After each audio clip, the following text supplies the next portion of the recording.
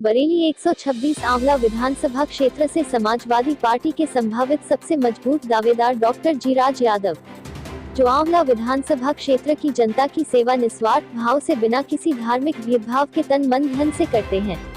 यही कारण है कि डॉक्टर जीराज यादव आंवला विधानसभा क्षेत्र में सभी धर्मों सभी वर्गों के मतदाताओं की पहली पसंद है। जबरदस्त मिल रहे जन सहयोग के कारण ही डॉक्टर जीराज यादव अन्य प्रत्याशियों की चिंता का विषय बने हुए हैं। क्षेत्र की जनता का कहना है डॉक्टर जीराज यादव अपने अस्पताल से काफी लोगों की आर्थिक मदद करते रहते हैं, जबकि वह जनप्रतिनिधि नहीं है। अगर समाजवादी पार्टी उनको टिकट देकर जनता की सेवा का अवसर देती है तो डॉक्टर जीराज ऐतिहासिक जीत के साथ जीतकर विधानसभा पहुंचेंगे।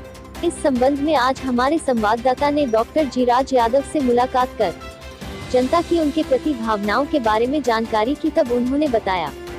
बरेली से मुस्तकीम मंसूरी की रिपोर्ट। डॉक्टर जीराज यादव। आप समाजवादी पार्टी में किस पद पर हैं? साथियों, समाजवादी पार्टी का मैं सन 92 से सिपाही हूं और 2006 में ब्लॉक प्रमुख रहा और वार्ड 39 से जिला पंचायत करीब 4000 वोटों से जीता। समाजवादी का सिपाही होने के नाते ही और प्रमुख रहा, जिला पंचायत का सदस्य रहा। मैंने कोई भैया से बड़ा पद नहीं मांगा है, लेकिन हाँ, समाजवादी का सिपाही हूँ, निष्ठावान सिपाही हूँ, टिकाऊ सिपाही हूँ। साथियों, जिला पंचायत जब मैं चुनाव जीता, मैंने अपना वोट नहीं बेचा। इस बार हमारे जिला पंचायत में क्या हुआ है, हमारे 27 मेंबर जिला पंचायत के जीते थे और साथियों, हमें बड़ा दुख है कि हमारे कई साथी एक मोटा पैसा लेकर के और पार्टी का बदनामी कराने का काम किया है। कभी अपना वोट बेचना नहीं चाहिए।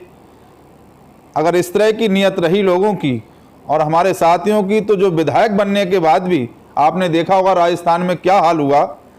कांग्रेस के कई विधायक बीजेपी की साथियों ने 5-5 करोड़ में खरीद लिए। इसलिए मैं अपने प्रदेश के मुखिया माननीय अखिलेश भैया से एक अनुरोध और विनती करूंगा कि भैया जिसको भी टिकट दें, ईमानदार व्यक्ति को टिकट हो, जनता में उसकी पकड़ हो, जनता में उसकी पुकार हो, पार्टी का निष्ठावान हो और टिकाऊ हो।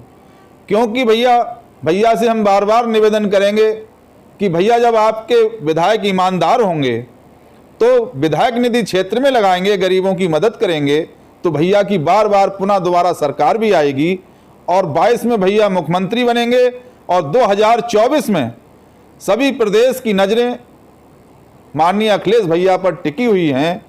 क्योंकि दूसरा चेहरा अगर कोई माननीय मोदी जी के बाद होता है तो हमारे प्रदेश के मुखिया माननीय अखिलेश भैया ही ऐसे हैं जो हमारे देश को तरक्की की राह पर ले जा सकते हैं। साथियों, मुस्लिम समाज से लेकर के जितनी भी औला की सर्व जातियाँ हैं बेहद मुझसे प्यार करती हैं और डॉक्टर ही एक ऐसा समाजवादी होता है जिसके पास जात पात नहीं होती।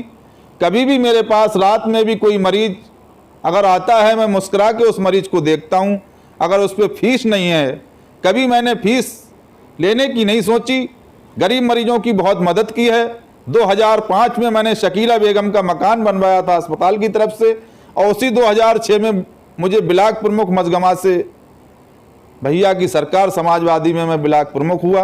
ब्लॉक प्रमुख बनने के बाद हमारे वहीं अलीगंज में एक मदरसा जिस पे पानी टपकता था, उस मदरसे को मैंने अपने अस्पताल की तरफ से बनवाया। तो साथियों, शकीला बेगम के मकान बनने से और उस मदरसा में कितने बच्चे कुरान पाक पढ़ते हैं, उन सभी की दुआओं का जब सवाब इकट्ठा हुआ तो 2015 में मैं चुनाव लड़ा जिला पंचायत का। और जिला पंचायत का चुनाव लड़ा तो मेरे गांव कस्बा अलीगंज में आप देखिए कितना प्यार मुझे कस्बे ने दिया। मेरे कस्बे में उस समय 7,500-8,500 हजार वोट थे। अब साथियों, वोट बढ़ के करीब 9,500-10 हजार हो गए हैं, लेकिन मेरे कस्बे के साथियों ने किसी का बस्ता नहीं डाला। औला से अगर मेरा एमएलए का टिकट होता है तो मेरा कस्बा अलीगंज में करीब 9,000-10 हजार वोट है। साथियों, कोई भी ऐसा प्रत्याशी नहीं होगा जो अपने गांव से इतना वोट लेके निकलेगा। हम अपने गांव अलीगंज से ही कम से कम 8 और 8,500 हजार वोट लेके यहाँ से निकलेंगे।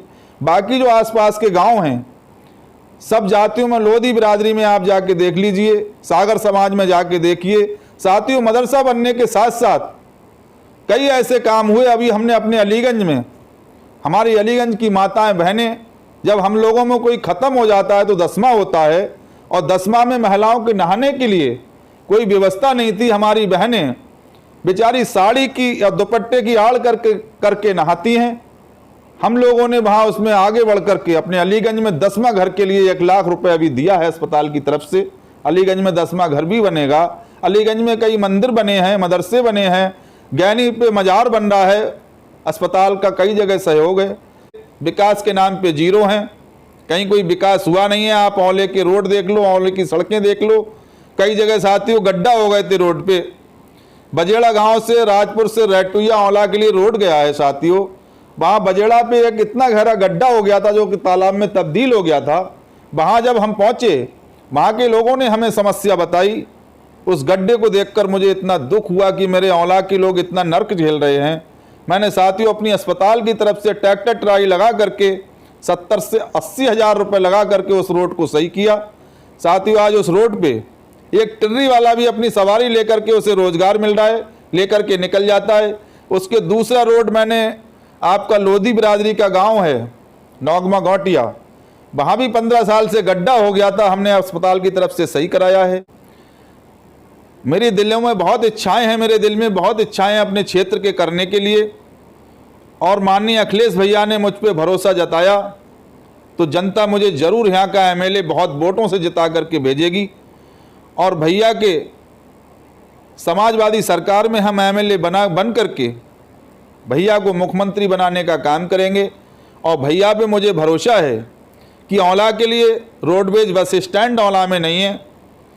औला के लिए रामगंगा से गैनी होकर बाखरगंज को पुल बनवाने की हमारी प्राथमिकता रहेगी। अपने अलीगंज कस्बे के लिए बाईपास निकलवाने के लिए हमने रोड डलवा दिया था अपने प्रमुखी से, वो हम बाईपास भी निकालेंगे। और डॉक्टर होने के नाते औला के अंदर कुछ ऐसे उद्योग धंधे हम लाएंगे। ड्रग फैक्ट्री बरेली ज़िले के अंदर नहीं है, एक ड्रग फैक्ट्री जो कि यहाँ दवाइयाँ बनने का कारोबार होना चाहिए, उससे रोज़गार मिलेगा। चिप्स फैक्ट्री, सोया फैक्ट्री, शुगर फैक्ट्री, ऐसी कुछ। और कार चोबी का धंधा हमारा बिल्कुल पट हो चुका है। हमारे बहुत से मुस्लिम साथी इतने परेशान हैं, हमारी बहनें, हम ऐसा रोज़गार यहाँ पर ला के देंगे ताकि हमारी बहनों को डेली 500 से लेके 1000 रुपये की इनकम हो सके। और साथियों मेडिकल कॉलेज, कन्या डिग्री कॉलेज हमारे औला में नहीं है। एक स्टेडियम, हमारे औला ज़िले के नौजवान इस बार बहुत क्रिकेट से लेके और प्रतियोगिता, दौड़ प्रतियोगिताएं की थी, सभी ने मुझे फीता काटने के लिए बुलाया था। मेरा लक्ष्य रहेगा औले में एक स्टेडियम बनना चाहिए और औले का चौमुखी विकास होना चाहिए। और जिस दिन भगवान मुझे और जनता एमएलए बना देगी, औले का बच्चा और हर जाति यहाँ की एमएलए हो जाएगी।